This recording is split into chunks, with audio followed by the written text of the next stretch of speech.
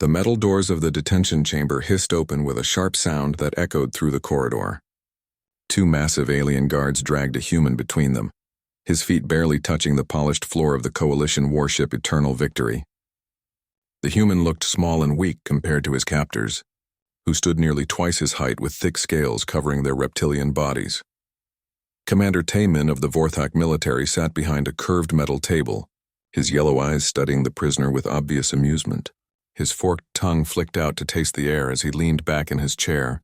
Around him, other alien soldiers gathered to watch what they expected would be entertaining interrogation. "So this is a human soldier," Taemin said, his voice carrying a hissing quality that made the translator device work harder to convert his words. "I have heard many stories about your kind, but looking at you now I find them difficult to believe." The human prisoner straightened his shoulders despite the restraints around his wrists. His name was Jin Ho, according to the files, and he had been captured during what the Coalition considered a minor skirmish on a distant planet. His uniform was torn and dirty, but he held his head high as he faced his captors. "What stories would those be?" Jin Ho asked, his voice steady despite his situation. Dongsu, a younger Vorthak officer, laughed loudly. "Stories about human warriors who never surrender. Tales of your soldiers fighting impossible battles and somehow winning." He slapped the table with his clawed hand. "Very amusing fiction."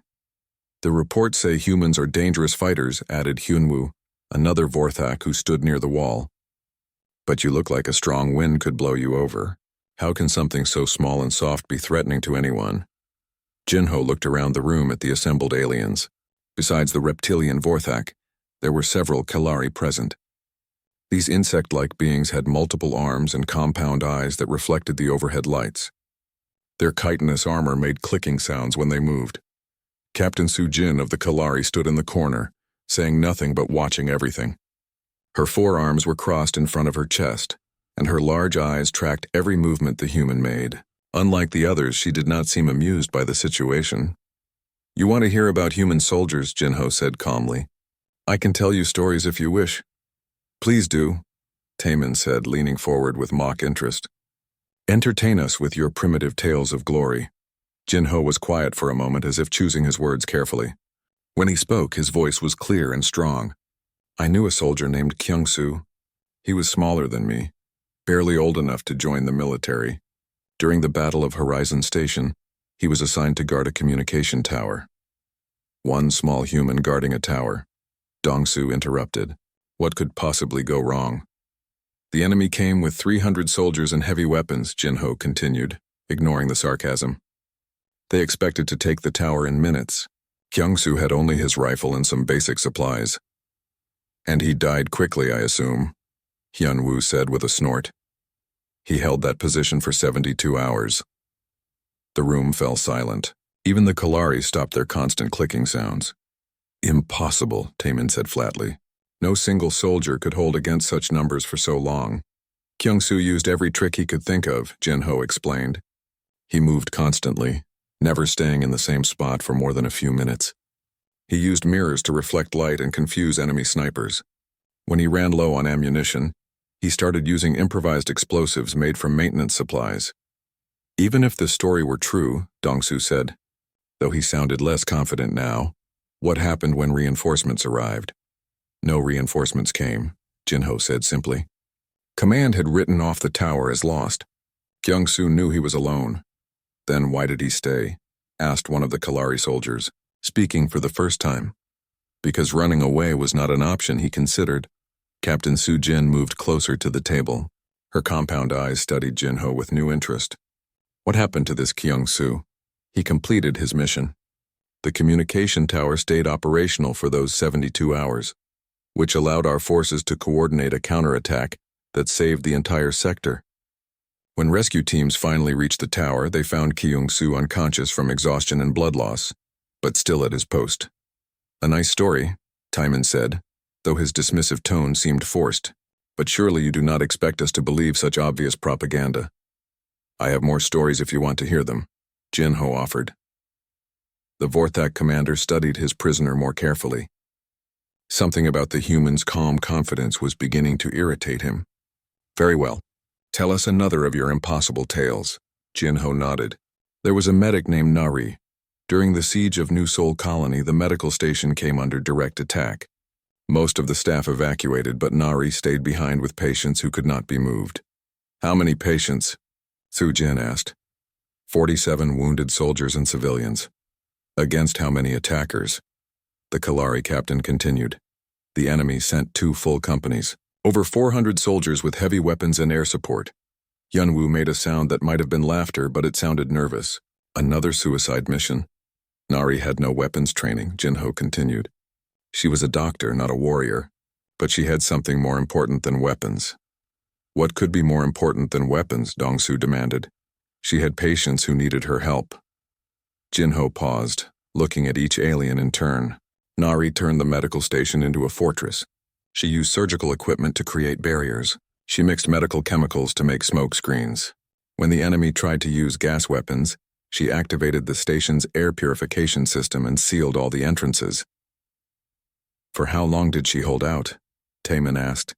His voice quieter now. 6 days. 6 days, repeated one of the Kellery soldiers. With no military training? She had something better than training, Jinho said. She had a reason to fight that was stronger than her fear of dying. The room was very quiet now. Even the constant hum of the ship's engine seemed muted. What happened to the patients? Sujin asked. All 47 survived. When relief forces finally arrived, they found Nari had successfully treated wounded soldiers and civilians while simultaneously defending the position. She had even managed to perform 3 emergency surgeries during the siege. And the medic? Taemin asked reluctantly. Nari was promoted to chief medical officer and given the highest medal for courage under fire. She still serves in our medical corps. The aliens exchanged glances. These stories were not what they expected to hear from a defeated prisoner. The human spoke with quiet confidence that suggested he was telling the truth, not making up heroic fantasies. Why are you telling us these stories? Captain Sujin asked directly. Jinho met her compound gaze without flinching. Because you asked about human soldiers. These are the kind of soldiers you are fighting against. This is what humans do when we have something worth protecting. Commander Taemin stood up abruptly, his chair scraping against the metal floor. Enough stories for today. Guards returned the prisoner to his cell. As the guards moved to escort Jinho away, he spoke one more time. I have many more stories if you want to hear them. Stories about what humans do when we are pushed too far. The detention chamber door hissed shut behind them, leaving the alien officers alone with their thoughts and a growing sense that they might not understand their human enemies as well as they believed. 3 days had passed since the first interrogation, and Commander Taemin found himself thinking about the human prisoner more than he cared to admit. The stories Jinho had told seemed too detailed to be simple propaganda, yet too incredible to be true. The Vorthak commander decided it was time to hear more. The detention chamber looked the same as before when they brought Jinho back. The human appeared rested despite his circumstances, and his eyes held the same calm confidence that had disturbed the alien officers during their previous meeting. I trust you have been thinking about our conversation, Taemin said as he settled into his chair. Today, more alien officers had gathered to listen. Word about the human's strange stories had spread through the ship. I have been thinking about many things, Jinho replied, including more stories you might find interesting. Lieutenant Boram of the Kalari stepped forward. She was younger than Captain Sujin, with brighter coloring on her chitinous armor. Before you tell more stories, I want to understand something. These humans you described, do they represent your best soldiers or your average ones? Average, Jinho said without hesitation.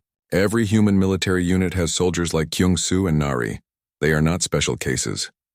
Dongsu laughed, but the sound seemed forced. You expect us to believe that all human soldiers are willing to die for impossible causes. Not willing to die, Jinho corrected. Willing to do whatever is necessary to complete their mission. Death is just one possible outcome, not the goal. There is a difference, asked Yunwoo. A large difference. Let me tell you about Sergeant Minho. The aliens settled in to listen, some clearly expecting to find flaws in whatever tale the human would spin. Minho was part of a supply convoy traveling through hostile territory, Jinho began. The convoy carried medical supplies and food for a besieged colony. There were 12 vehicles and 50 soldiers. Against how many enemies? Boram asked, her compound eyes reflecting the overhead lights. Intelligence reports suggested maybe 200 hostiles in the area. The convoy should have been able to handle that level of threat. Should have been, Taemin repeated, sensing there was more to the story. The intelligence was wrong. The enemy had over 1,000 soldiers waiting in ambush with heavy weapons and air support. The convoy was destroyed in the first 10 minutes of fighting.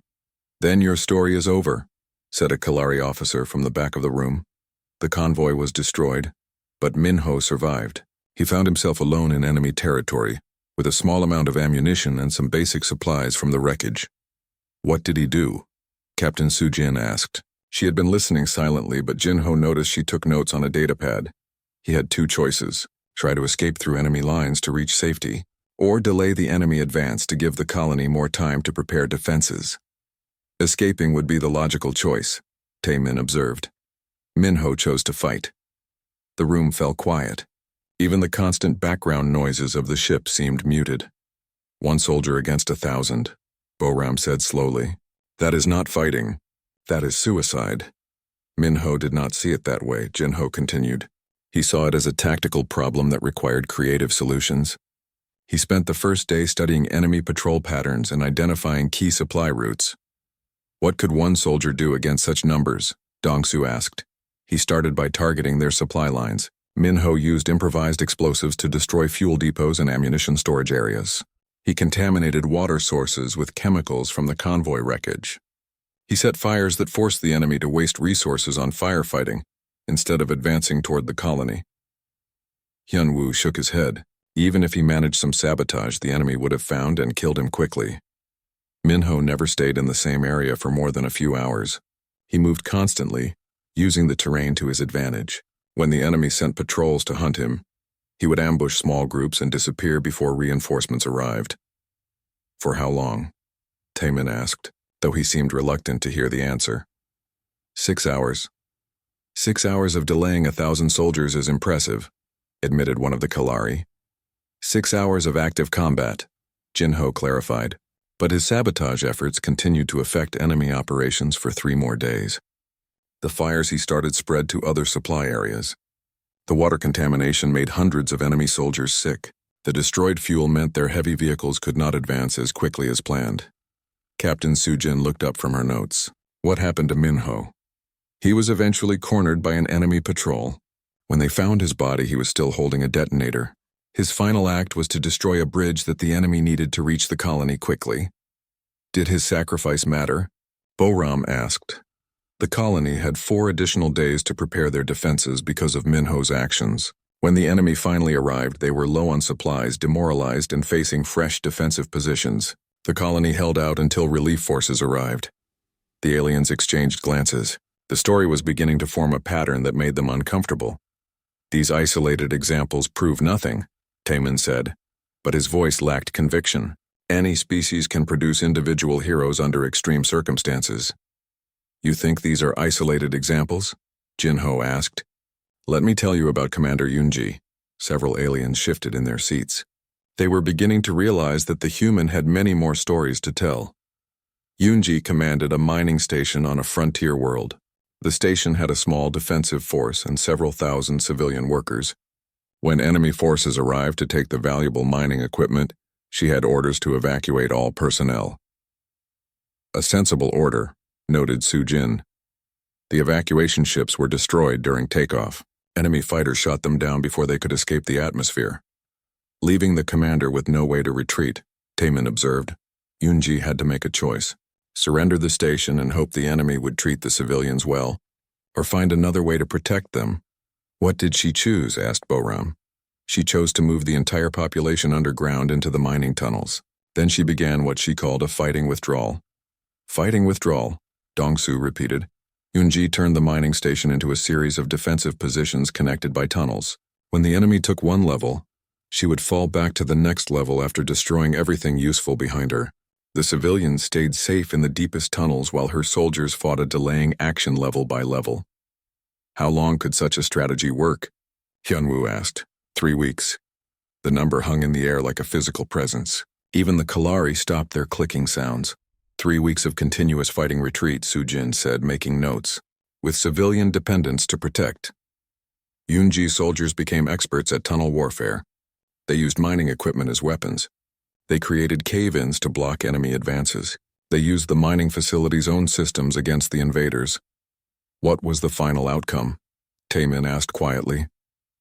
Relief forces arrived on the 22nd day. They found that Yoonji had successfully protected over 4,000 civilians while conducting one of the longest fighting retreats in military history. The enemy had taken the station, but at such a cost that they abandoned the operation entirely. And Commander Yoonji? Boram asked. She was promoted to general and given command of an entire sector defense force. The tactics she developed during those 3 weeks became standard training for all human underground warfare specialists. The detention chamber was very quiet. The alien officers were beginning to understand that these were not just stories. They were case studies in a type of warfare that seemed fundamentally different from anything they had encountered before. Why do humans fight this way? Captain Soo-jin asked directly. Your soldiers could have retreated or surrendered with honor in each of these situations. Jin-ho looked at her with something that might have been respect. Because retreat and surrender are not always options when you have something worth protecting. And humans always find something worth protecting.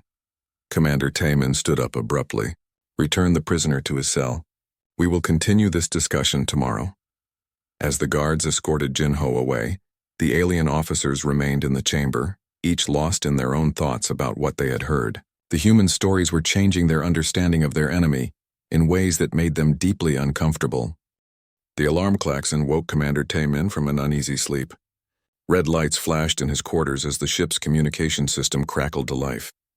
Emergency protocols meant only one thing aboard the Eternal Victory. Something had gone very wrong with their military operations. Taemin rushed to the command center, his scales still bearing the dull color that indicated he had not fully awakened. Other officers were already gathered around the main display screen, their expressions ranging from confusion to concern. Report, Taemin demanded as he took his position. Captain Soo-jin turned from her station, her compound eyes reflecting the red warning lights. We have received updated intelligence from the human outpost we captured 5 days ago. What kind of updates? Taemin asked, though something in Soo-jin's tone made him suspect he would not like the answer. The outpost is operational again. The command center fell, silent except for the steady beeping of various monitoring systems. Taemin stared at the display screen showing tactical data from the recent operation. Impossible, Dong-soo said from his communication station. We destroyed their defensive systems. We eliminated all resistance. The facility was completely under our control when we left. According to our reconnaissance drones, human soldiers are once again manning defensive positions at the outpost. Soo-jin continued. Their communication arrays are active. Their weapons systems are online. Lieutenant Boram pulled up detailed sensor readings on her screen. The energy signatures match pre-attack levels. It is as if we never attacked the position at all. Hyun-woo leaned over the tactical display, studying the incoming data. How many human soldiers did we eliminate during the assault? Our reports indicated 43 confirmed casualties, Soo-jin replied, checking her records. Intelligence estimated the total garrison at 45 personnel. Then who is operating the facility now? Taemin asked, his voice growing sharper. Unknown. Our sensors detect approximately 30 human life signs within the outpost perimeter. The implications of this information settled over the command center like a heavy weight. Either their intelligence had been completely wrong about human force strength, or something else was happening that they did not understand. Bring the human prisoner to the command center, Taemin ordered. I want answers. Within minutes, guards escorted Jin-ho into the command center. The human looked around at the assembled alien officers and the tactical displays showing his people's outpost. His expression remained calm, but Taemin noticed something that might have been satisfaction in the human's eyes. Your people are supposed to be defeated, Taemin said without preamble. Explain how they have resumed operations at the outpost. Jin-ho studied the sensor data on the main screen for several moments before responding. You attacked the surface facilities. We destroyed the entire installation, Dong-soo protested. You destroyed what you could see, Jin-ho corrected. Human defensive positions always include underground components that are designed to be hidden from orbital sensors. Captain Soo-jin stepped closer to Jin-ho. You are saying there were concealed bunkers. Not just bunkers. Complete secondary facilities with independent power, communications, and life support systems. What you attacked was essentially a decoy position designed to appear like the main facility. The alien officers exchanged glances. This possibility had not appeared in any of their pre-attack intelligence assessments. Why would humans build such elaborate deceptions? Boram asked. Because we assume our enemies will eventually attack any position we hold openly, Jinho explained. Building obvious defenses and hiding the real defenses is basic tactical doctrine. Basic doctrine, Taemin repeated slowly. Every human outpost, base, and facility includes hidden backup systems. When you destroy what you can see, the backup systems activate and resume operations. Hyunwoo pulled up the original attack footage on his screen. Our sensors showed no indication of underground facilities. Human engineers are very good at hiding things underground, Jinho said. We have been practicing tunnel warfare and concealed construction for thousands of years. How deep do these hidden facilities extend? Sujin asked, her datapad ready to record the answer. That would depend on the local geology and the strategic importance of the position. Taemin realized that Jinho was not going to provide specific tactical information, but the general concept was disturbing enough. Are you telling us that every human position we have attacked might have similar hidden backup systems? I am telling you that underestimating human defensive preparations is usually a mistake. The command center fell, quiet as the officers considered this revelation. If the human was telling the truth, then their recent victories might not have been as complete as they believed. Sir, called out a technician from the sensor station, we are receiving additional reports from other sectors.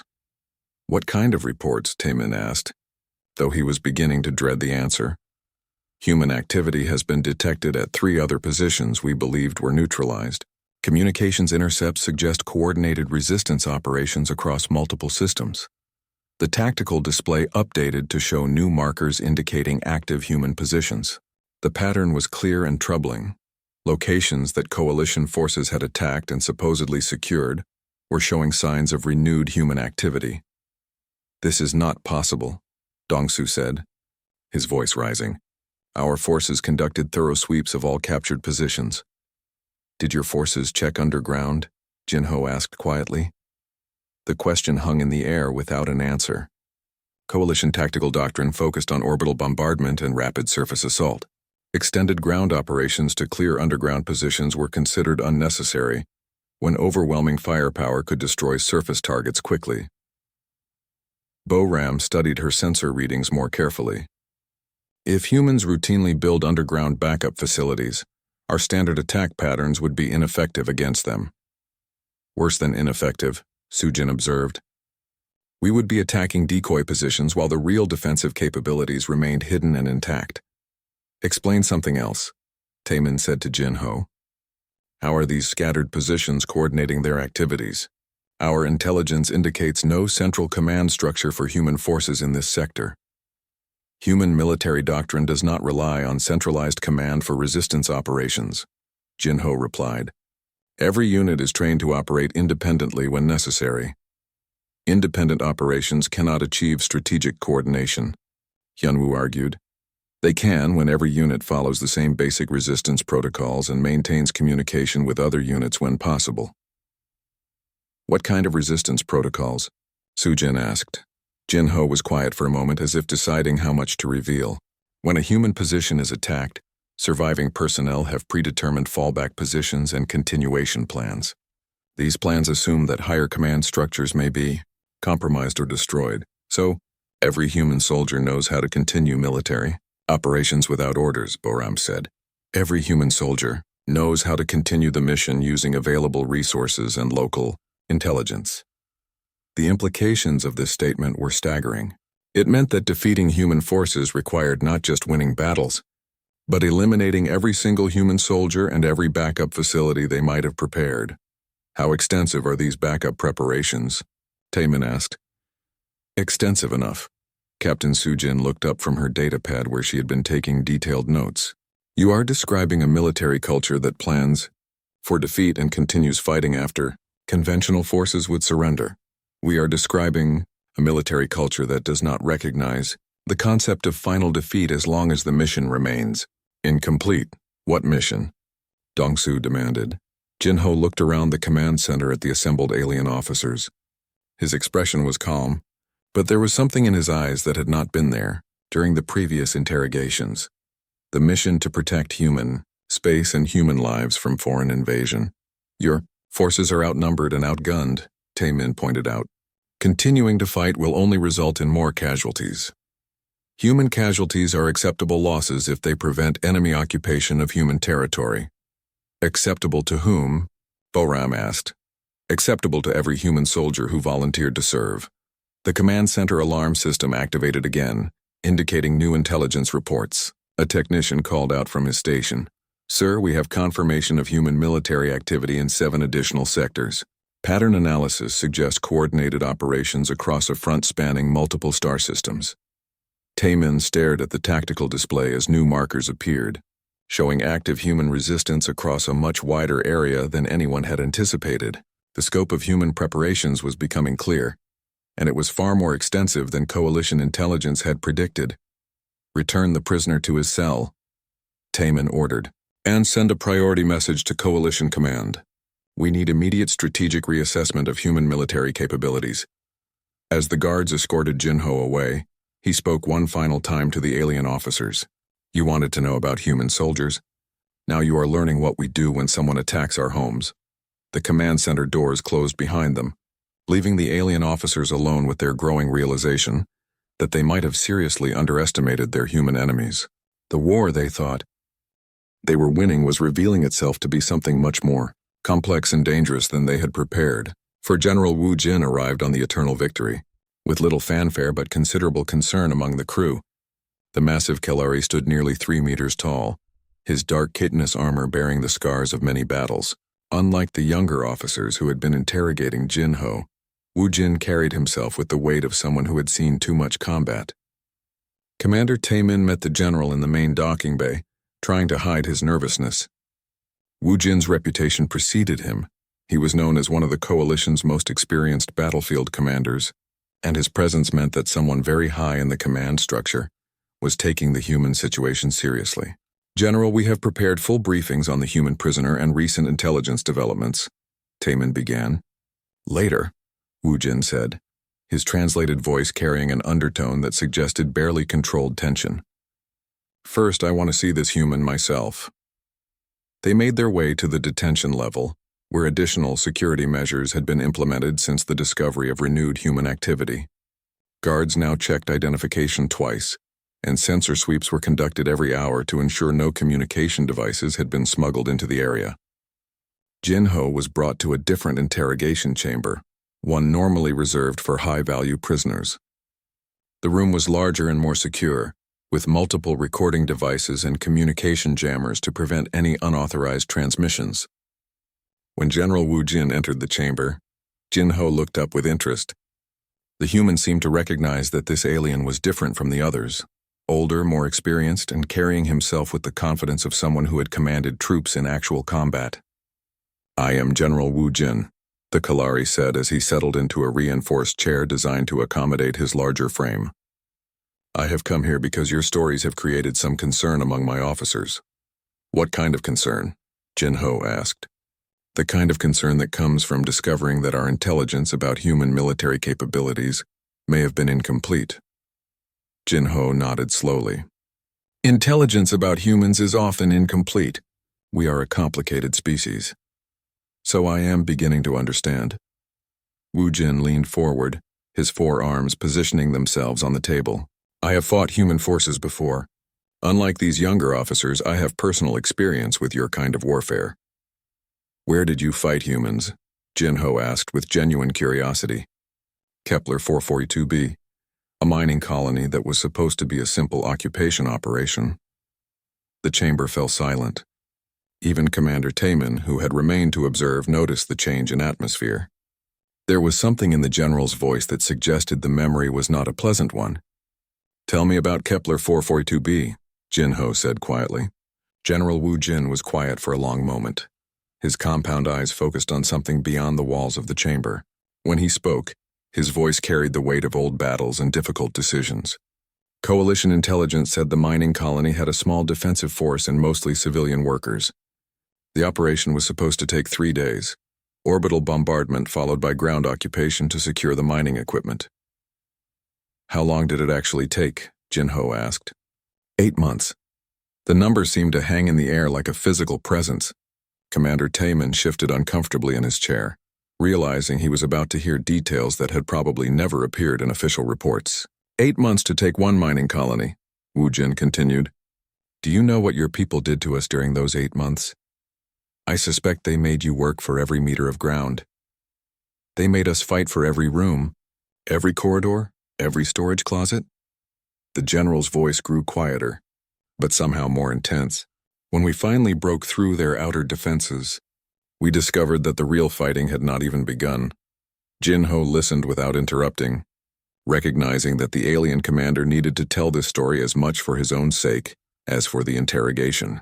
Your human soldiers had prepared defensive positions throughout the entire colony complex. Not just military positions. They had turned civilian areas into fortresses. Office buildings became sniper nests. Shopping centers became ammunition depots. Residential areas became mazes of booby traps and concealed fighting positions. Civilians were evacuated, Jinho asked. Most were evacuated through underground tunnels we never found. But some stayed to help with the defense. Doctors treating wounded soldiers in hidden medical stations. Engineers maintaining power and communications from concealed control rooms. Even children carrying messages between isolated defensive positions.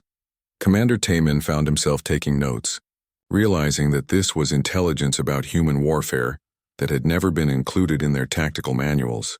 How did you finally take the colony? Jinho asked. We never really took it, Wu Jin admitted. After 8 months of fighting, we controlled most of the surface structures, but human resistance continued from underground positions we could not locate or destroy. The operation was declared a success, but we had to maintain a full garrison to prevent the humans from retaking what we had supposedly captured. What happened to the human defenders? General Wu Jin was quiet for a very long time. When he spoke again, his voice was barely above a whisper. We found some of them in the final weeks of fighting. Human soldiers who had been isolated in storage rooms and maintenance areas for months, still broadcasting tactical information to their allies even as they died from their wounds. The general paused, his forearms trembling slightly. I found a human engineer who had barricaded himself into a power distribution center. He had been alone for 6 weeks, keeping the colony's defensive systems operational while slowly dying from injuries he had received during the initial assault. When we finally broke through his barricades, he was still at his post, still maintaining systems that helped other human positions continue fighting. Did he surrender when you found him? Jinho asked. He activated a thermal charge that destroyed the entire power distribution system and killed 3 of my soldiers. The chamber was completely silent now. Even the background noises of the ship seemed muted. That was not an isolated incident, Wu Jin continued. Human positions would continue automated defensive operations for days after all organic defenders were dead. We found weapon systems that had been programmed to fire on predetermined schedules, communication arrays that broadcast false information to confuse our forces, even food distribution systems that had been rigged to explode when we tried to use them. You sound like the experience changed you, Jinho observed. It taught me that humans do not fight the same way as other species. Most military forces fight until defeat becomes inevitable. Then they surrender to minimize casualties. Humans fight until victory becomes impossible. Then they fight longer to deny victory to their enemies. Commander Taman found himself wondering why this information had never been included in their intelligence briefings about human capabilities. After Kepler 442b, Wu Jin said, I recommended that Coalition Command develop new tactical doctrines specifically for fighting human forces. Those recommendations were ignored. Why were they ignored? Jinho asked. Because accepting my recommendations would have meant admitting that humans represent a fundamentally different type of military challenge than anything the Coalition had faced before. General. Wu Jin stood up slowly, his massive frame casting shadows across the interrogation chamber. The younger officers think your stories are exaggerations or propaganda, he said to Jinho. I know better. I know that everything you have told them is probably a conservative description of what humans are capable of. when they decide to resist. What are you going to do with that knowledge? Jinho asked. I am going to try to convince Coalition Command that this war is not going the way they think it is going. As General Wu Jin prepared to leave the chamber, Jinho spoke one more time. General, you mentioned a human colonel who coordinated the defense of Kepler 442b. Do you remember his name? Colonel Jae-hyun. Why do you ask? Because Jae-hyun is my commanding officer. He told me you were an honorable enemy who fought with courage even when facing impossible odds. General Wu Jin stopped in the doorway, his compound eyes reflecting the chamber's lighting as he turned back to look at Jinho. Colonel Jae-hyun survived Kepler 442b. He survived, and he learned a great deal about coalition tactical doctrines during those 8 months of fighting. The implications of this statement settled over the two alien officers like a heavy weight. If experienced human commanders had been studying coalition tactics for months or years, then current human resistance operations might be far more sophisticated than anyone realized. General Wu Jin left the chamber without another word, but Commander Tae-min could see that the general's concern had deepened considerably. The human prisoner had just revealed that their enemies were not only more resilient than expected, but also more knowledgeable about coalition military capabilities than anyone had suspected. The next morning brought news that shattered what remained of coalition confidence in their human campaign. Reports flooded into the eternal victory from across multiple star systems, each one describing the same impossible pattern: human forces emerging from positions thought destroyed, conducting coordinated strikes against coalition supply lines with tactical precision that suggested detailed knowledge of alien operational procedures.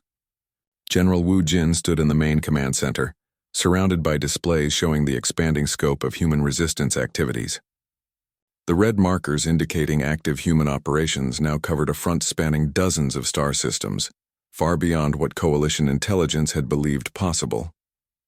How many supply convoys have been hit in the last 48 hours? Wu Jin asked Captain Su Jin, who had been coordinating intelligence reports from across the sector. 17 confirmed attacks with 11 more convoys reporting possible contact with human forces, Su Jin replied, her forearms working multiple data terminals simultaneously. Pattern analysis suggests the attacks are being coordinated by a central command structure. Impossible, Commander Tae-min protested. Our intelligence indicates no surviving human command infrastructure in this sector. Then our intelligence is wrong, Wu Jin said flatly. Bring the human prisoner here immediately. Within minutes, Jinho was escorted into the command center. The human looked around at the assembled alien officers and the tactical displays showing coalition losses, with what might have been satisfaction. Your people have been busy, Wu Jin observed, gesturing toward the displays showing human attack patterns. My people are always busy when someone invades our territory, Jinho replied. Explain how scattered resistance groups are achieving this level of coordination, Tae-min demanded. We have disrupted all known human communication networks. You have disrupted the communication networks you knew about, Jinho corrected. Lieutenant Boram looked up from her analysis station. Are you saying humans maintain backup communication systems? I am saying humans maintain backup systems for everything important. Define everything, Captain Su Jin said, her datapad ready to record the response. Communications, command structures, supply chains, transportation networks, manufacturing capabilities, and personnel replacement protocols. The list seemed to go on longer than any of the alien officers had expected. General Wu Jin studied the tactical displays with growing concern. You are describing military preparations that would take years to implement, Wu Jin said. Humans have been preparing for the possibility of invasion for decades, Jinho replied. Every colony, every outpost, every major population center includes contingency plans for extended resistance operations. Extended resistance assumes you can resupply and reinforce your forces, Tae-min pointed out. We have cut off human supply lines. You have cut off the supply lines you could identify, Jinho said. Human logistics doctrine assumes that obvious supply routes will be targeted by enemy forces. Boram called up shipping data on her screen. Our intelligence shows no major human industrial facilities in this sector capable of supporting extended military operations. Your intelligence focuses on obvious industrial targets, Jinho said. Humans learned long ago to hide critical manufacturing capabilities in locations that appear to be civilian facilities. Such as, Sujin asked, mining operations that also produce military equipment, agricultural facilities that manufacture weapons components, research stations that serve as communication relay points, transportation hubs that function as hidden supply depots. The implications were staggering. If Jin-Ho was telling the truth, then coalition forces had been attacking obvious targets while the real human military infrastructure remained hidden and operational. This level of deception would require enormous coordination, Wu Jin said. It requires the kind of coordination that comes from decades of planning and preparation, Jin-Ho agreed. A new alarm sounded in the command center, indicating priority communications from Coalition High Command. Taemin activated the main communication screen, revealing the image of Admiral Kresh, the Vorthak commander responsible for the entire human campaign. General Wu Jin, I need an immediate assessment of the situation in your sector, Admiral Kresh said without preamble. We are receiving reports of human activity that contradict our previous intelligence estimates. The reports are accurate, Admiral, Wu Jin replied. Human resistance capabilities have been significantly underestimated. How significantly? Wu Jin glanced at Jin-Ho before responding. We may not be winning this war. The communication screen flickered as Admiral Kresh processed this statement. Explain. Human forces are conducting coordinated operations across multiple sectors using resources and capabilities that our intelligence never identified. They appear to have been preparing for exactly this type of conflict for years, possibly decades. That assessment contradicts all previous intelligence reports. Previous intelligence reports were based on incomplete information about human military doctrine and capabilities. Admiral, Kresh was quiet for several moments. What do you recommend? General Wu Jin looked around the command center at his assembled officers, then back at the communication screen. I recommend immediate strategic reassessment of the entire human campaign. That would mean admitting that our initial invasion strategy was fundamentally flawed. Admiral, our initial invasion strategy was based on the assumption that humans would fight like other species we have encountered. That assumption appears to be incorrect. The communication ended abruptly, leaving the command center in uncomfortable silence. Everyone present understood that questioning the basic strategy of an ongoing military campaign was essentially a career-ending move for any coalition officer. Sir, called out a technician from the sensor station, we are receiving new intelligence reports from the outer sectors. What kind of reports? Wu Jin asked, though his tone suggested he expected more bad news. Human fleet movements detected in 7 different systems, large-scale formations that were not present in those areas 48 hours ago. The tactical display updated to show new markers indicating substantial human naval forces. The scope and coordination of the movement suggested a level of military organization that contradicted everything coalition intelligence had believed about human capabilities. How large are these fleet formations? Sujin asked. Initial estimates suggest combined human naval strength may be 3 to 4 times larger than our previous assessments. The number seemed impossible. Coalition planning had been based on the assumption that human naval forces were limited and poorly coordinated. Where were these fleets hiding? Bo-Ram asked. Unknown. They appear to have emerged from areas we believed contained no significant human military presence. General Wu Jin turned to Jin-Ho with something approaching desperation. Where have your people been hiding these forces? In places where you were not looking for them, Jin-Ho replied calmly. That is not an answer. It is the only answer I can give you. Human defensive strategy assumes that enemies will look for obvious military targets in obvious military locations. So we put our real military assets in places that do not look like military targets. Captain Sujin studied her tactical analysis. You are describing a military deception operation spanning multiple star systems and involving the coordination of hundreds of thousands of personnel. I am describing what humans do when we have time to prepare for war. How much time did you have to prepare? Taemin asked. How long has the coalition been expanding toward human space? Jin-Ho asked in return. The question hung in the air without an answer, but everyone in the command center understood the implication. Humans had been watching coalition expansion for years. possibly decades, and had been preparing their defenses accordingly. "Sir," the technician called out again. Priority message from Coalition High Command. General Wu Jin activated the communication screen again, this time revealing a room full of high-ranking Coalition officers. Their expressions suggested that the scope of the human situation had finally reached the highest levels of command. "General Wu Jin," said Admiral Kresh, "you are ordered to conduct immediate tactical withdrawal from all positions in human space. This operation is being reclassified from occupation to strategic reconnaissance." "Understood, Admiral." "One more thing, General. High Command wants to know if you believe the humans represent a long-term threat to Coalition territory." Wu Jin looked at Jinho one more time before responding. "Admiral, I believe the humans represent a threat to anyone who underestimates them." The communication ended, and the command center began the complex process of coordinating a full withdrawal from what had been expected to be conquered territory. As the orders went out across the Coalition fleet, Jinho was escorted back to his detention cell.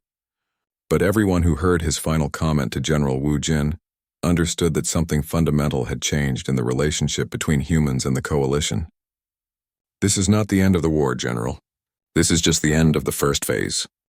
The withdrawal from human space began immediately, but General Wu Jin found himself unable to sleep as reports continued to arrive from across the Coalition fleet. Every hour brought new evidence that the human resistance was far more sophisticated than anyone had imagined. What troubled him most was the precision of human attacks on Coalition forces. They seemed to know exactly where to strike for maximum effect. Jinho was brought to the command center one final time before the Eternal Victory departed human space. The prisoner exchange had been negotiated as part of the withdrawal agreement, but Wu Jin wanted answers to questions that had been haunting him since the scope of human preparations became clear. "Before you return to your people," Wu Jin said, "I need to understand something that has been troubling me." "I will answer what I can," Jinho replied. "Your capture during our attack on the outpost. How did it happen?" Jinho was quiet for a moment, as if deciding how much truth to reveal. "What do your reports say about my capture?" "That you were found unconscious in the wreckage of a communication facility, injured but alive when most of your unit had been killed." "And what did your interrogation teams conclude from that?" General Wu Jin studied the human's expression carefully. "They concluded that you were lucky to survive." "Did they consider any other possibilities?" The question hung in the air as Wu Jin began to understand the implications. "You were not captured by accident." "I was not captured by accident," Jinho confirmed. Captain Su Jin, who had been taking notes throughout all the interrogations, looked up from her datapad. "You allowed yourself to be captured. The mission required someone to observe Coalition interrogation, procedures, and gather intelligence on alien psychology and tactical thinking. Your mission was intelligence gathering," Commander Taman said, his voice rising, "not resistance fighting. Every human military operation serves multiple purposes. The outpost was designed to test Coalition response capabilities while gathering intelligence on alien military doctrine. Lieutenant Boram accessed her tactical analysis files. The outpost was never intended to hold territory. The outpost was intended to provide data on Coalition orbital bombardment patterns, ground assault tactics, and post-occupation procedures. It served that purpose perfectly. The alien officers began to understand that they had been participants in a human intelligence operation from the very beginning.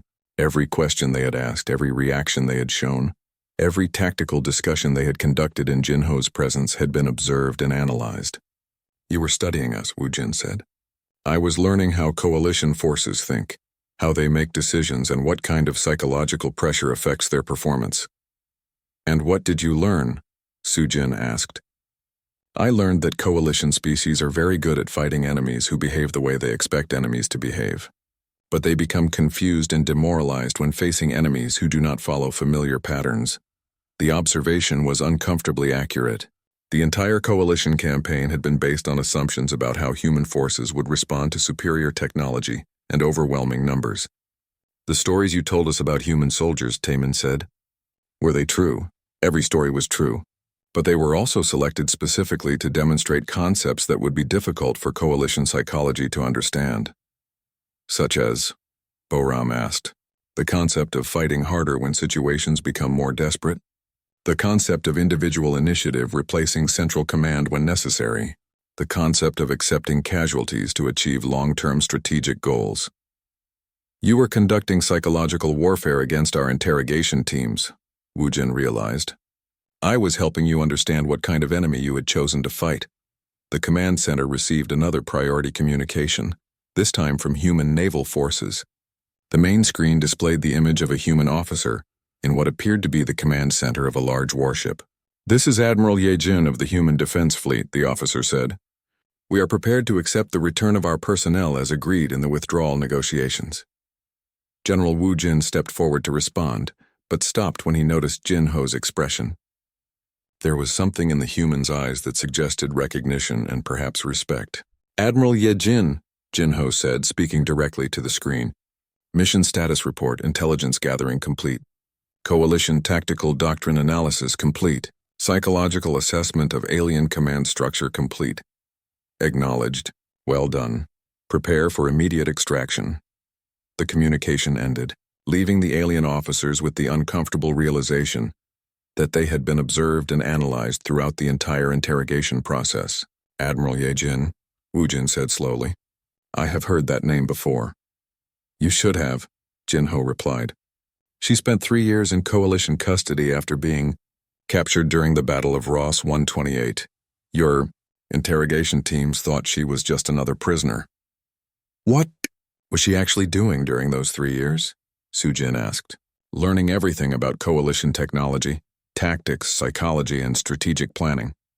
When she escaped, she carried more intelligence about Coalition capabilities than any human officer in history. The implications were staggering. If human prisoners had been gathering intelligence during their captivity, then every interrogation, every casual conversation, every observed procedure had potentially been reported back to human command. How many other prisoners were actually intelligence operatives? Taemin asked. How many human prisoners has the Coalition taken over the past 5 years? Jin Ho asked in return. The question did not require an answer. Everyone in the command center understood that the intelligence advantage they thought they possessed might actually belong to their enemies. The human fleet movements we detected, Boram said. Admiral Ye Jin was coordinating them. Admiral Ye Jin has been coordinating human defensive preparations for the past 2 years. Every Coalition attack provided more data about alien capabilities. Every prisoner exchange provided more intelligence about alien intentions. You have been preparing for this specific conflict, Wu Jin said. We have been preparing for the possibility of this conflict since the Coalition first appeared near human space. Captain Su Jin accessed her communication logs. The timing of our withdrawal order. It came immediately after reports of large-scale human fleet movements. Coalition High Command finally understood that continuing the campaign would result in unacceptable losses, Jin Ho explained. The human fleets were positioned to demonstrate that defensive preparations were complete and offensive capabilities were ready for deployment. You could have told us this from the beginning, Taemin said. It would have prevented considerable bloodshed. We did tell you. Every story I shared, every explanation I provided, every answer I gave was designed to communicate that humans fight differently than other species. You chose not to believe the information. The transport ship arrived to collect Jin Ho within the hour. As he prepared to leave, General Wu Jin spoke to him one final time. Will there be war between humans and the Coalition? That depends on whether the Coalition learned anything from this experience. What should we have learned? That humans are not interested in conquest or expansion. We are interested in protecting what belongs to us. Leave human space alone and humans will leave Coalition space alone. And if someone decides to test human defenses again. Jin Ho paused in the doorway of the transport ship. General, you spent 8 months fighting for one mining colony and never really captured it. Now imagine fighting that same battle on 1,000 worlds simultaneously, against defenders who have had years to prepare and who know everything about your tactics and capabilities. That would be a war no rational commander would choose to fight. That would be a war humans have been preparing to fight for the past decade. As the transport ship departed, General Wu Jin remained in the command center, staring at the tactical displays showing the withdrawal of coalition forces from human space. The campaign that was supposed to demonstrate coalition superiority had instead revealed the depth of human strategic planning and the effectiveness of their intelligence operations. Captain Sujin approached with her final report. General, analysis of the interrogation transcripts shows that the human provided accurate tactical information in every response. He was not deceiving us about human capabilities. He was trying to warn us, Wu Jin realized. The question now is whether Coalition Command will understand the warning. General Wu Jin looked at the communication logs, showing urgent messages from across Coalition space as news of the withdrawal spread to other sectors. The human campaign had been closely watched by many species as a test of Coalition military effectiveness.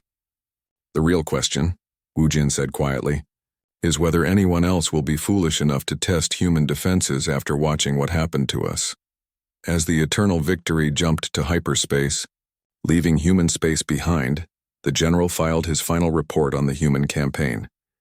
It would become required reading at Coalition military academies, not as an example of successful conquest, but as a case study in the importance of understanding your enemy before choosing to fight them. The report's final recommendation would influence Coalition policy for years to come. When dealing with humans, assume they are more prepared than they appear to be, because they almost certainly are. 6 months after the Coalition withdrawal from human space, General Wu Jin stood before the assembled representatives of the Galactic Council on the capital world of Nexus Prime. The massive chamber held delegates from over 200 species, many of whom had been watching the human campaign with great interest. What was supposed to have been a demonstration of Coalition military superiority had instead become a cautionary tale that would reshape galactic politics for generations. The Nexari Chancellor, a tall crystalline being whose body reflected the chamber's lights, called the session to order. General Wu Jin, you have requested this emergency session to discuss what your reports describe as a significant threat to galactic stability. Please explain your concerns. Wu Jin activated the holographic display at the center of the chamber, showing tactical data from the human campaign. Red markers indicated Coalition losses, while blue markers showed the emergence of previously unknown human capabilities. Honored delegates, 6 months ago, the Coalition initiated what we believed would be a routine expansion operation into human space. We expected to complete occupation of key systems within weeks and establish administrative control over human populations within months. Murmurs rippled through the chamber as delegates reviewed the data. Many species had expansion plans of their own and had been using Coalition tactics as a model for future operations. Instead, Wu Jin continued, we discovered that humans had been preparing for this exact scenario for decades. Every assumption we made about human military capabilities proved to be incorrect. Ambassador Ket of the Draknari Empire leaned forward in his seat. The reptilian delegate commanded one of the most aggressive expansion fleets in the galaxy. General, your report suggests that a technologically inferior species successfully resisted Coalition forces. This seems unlikely. Ambassador Ket, that attitude is exactly what led to our strategic failure. Wu Jin highlighted specific battle reports on the display. We assumed that technological superiority would guarantee victory. Humans taught us that superior will and preparation can overcome technological disadvantages. Provide specific examples, demanded Representative Vorth of the hegemony, whose insectoid species had been planning their own expansion toward human territory. Wu Jin activated a recording of his conversation with Jin Ho about the Battle of Kepler 442b. As the human's calm voice described 8 months of continuous resistance, the chamber fell silent. This is one example, Wu Jin said when the recording ended. Human defensive positions that should have fallen in days held out for months. Facilities we thought we had destroyed continued operating from underground backup systems. Prisoners we interrogated were actually intelligence operatives gathering information about our capabilities. Chancellor Nexari's crystalline form shifted colors, indicating deep concern. You are suggesting that humans deliberately allowed themselves to be attacked in order to study Coalition military doctrine. I am stating that humans used our invasion as a training exercise while gathering complete intelligence on our tactics, psychology, and strategic planning methods. The implications sent waves of unease through the assembly. If humans could manipulate a major military campaign for intelligence purposes, then every species in the galaxy needed to reconsider their assumptions about human capabilities. Ambassador Ket activated his communication device. General, the Draknari fleet has been monitoring human border systems for possible expansion opportunities. Are you recommending that we abandon these plans? I'm recommending that anyone considering military action against humans understand exactly what kind of enemy they would be facing. Wu Jin called up a new display showing human fleet movements during the withdrawal. Massive formations had appeared seemingly from nowhere, demonstrating coordination and numerical strength that contradicted all previous intelligence estimates. Where did these fleets come from? Asked Representative Zale of the Confederacy. Unknown. Human defensive preparations included hiding major military assets in locations that appeared to be civilian facilities. Our intelligence missed entire battle groups because we were looking for obvious military installations. How is such deception possible? Ket demanded. Because humans think differently about warfare than most species. They assume that any visible military asset will be targeted by enemies, so they hide their real capabilities and use decoy installations to misdirect enemy attention.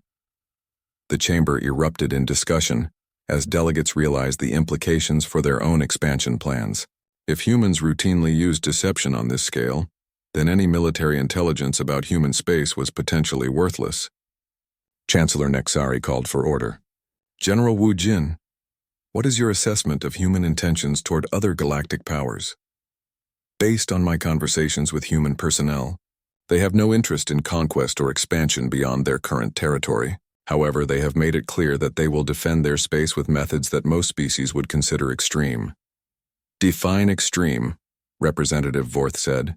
Wu Jin played another recording, this time of Jinho's final warning about fighting humans on 1,000 worlds simultaneously. The quiet confidence in the human's voice sent chills through many of the assembled delegates. Humans plan for total war from the beginning of any conflict. They do not fight to win individual battles. They fight to make continued aggression too costly for their enemies to sustain. Ambassador Ket stood up, his scales showing signs of agitation. Are you saying that humans represent a threat to galactic stability? I'm saying that humans represent a threat to anyone who underestimates them or attempts to take what belongs to them by force. What do you recommend? Chancellor Nexari asked. Establish formal diplomatic relations with human governments. Negotiate trade agreements and mutual defense treaties. Treat humans as equals rather than potential subjects for conquest. And if someone chooses to test human defenses anyway, asked Representative Zale. Wu Jin was quiet for a moment, remembering his conversations with Jinho and the revelation that Admiral Ye Jin had spent years gathering intelligence while in coalition custody. Then they will discover that humans have been preparing for that possibility longer and more thoroughly than anyone realizes. The session continued for hours as delegates asked detailed questions about human capabilities and intentions. Many species that had been considering expansion toward human space quietly began revising their strategic plans. 3 days later, the Galactic Council passed Resolution 2847, formally recognizing human space as sovereign territory and establishing protocols for diplomatic contact with human governments. The resolution also included warnings about the consequences of unprovoked aggression against human populations. Ambassador Ket approached General Wu Jin after the final vote. General, the Draknari Empire has decided to pursue diplomatic contact with humans rather than military expansion. Your testimony was quite convincing. What convinced you? Wu Jin asked. The realization that a species capable of manipulating a major military campaign for intelligence purposes while simultaneously preparing defenses across multiple star systems is not a species we want as an enemy. Representative Vorth joined the conversation. The hegemony has reached similar conclusions. We are withdrawing our expansion fleets from human border areas and opening diplomatic channels instead. Wise decisions, Wu Jin said. Humans make excellent allies and terrible enemies. Over the following months, first contact protocols were established with human governments across their territory. Trade agreements were negotiated, cultural exchange programs were initiated, and joint scientific research projects were planned. The human response to these diplomatic overtures surprised many galactic powers. Rather than the aggressive expansion that characterized most emerging spacefaring species, humans seemed genuinely interested in peaceful coexistence and mutual cooperation. Admiral Ye Jin, now serving as the primary human representative to the Galactic Council, addressed the assembly during her first official visit to Nexus Prime. "Humans have no desire to conquer other species or expand beyond our current territory," she said. "We are interested in trade, scientific collaboration, and peaceful coexistence with our galactic neighbors." "What about defense capabilities?" Chancellor Nixari asked. Many delegates remained concerned about human military preparations. "Humans will always maintain the capability to defend our territory and our people," Admiral Ye Jin replied. "But we prefer to use those capabilities to deter aggression rather than to initiate it." "And if deterrence fails?" asked Ambassador Ket. Admiral Ye Jin's expression grew serious. "Then we will demonstrate why deterrence exists." The message was clear and well understood.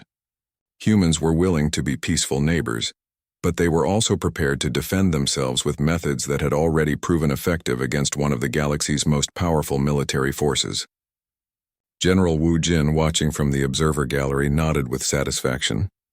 The lesson of the human campaign had been learned and shared.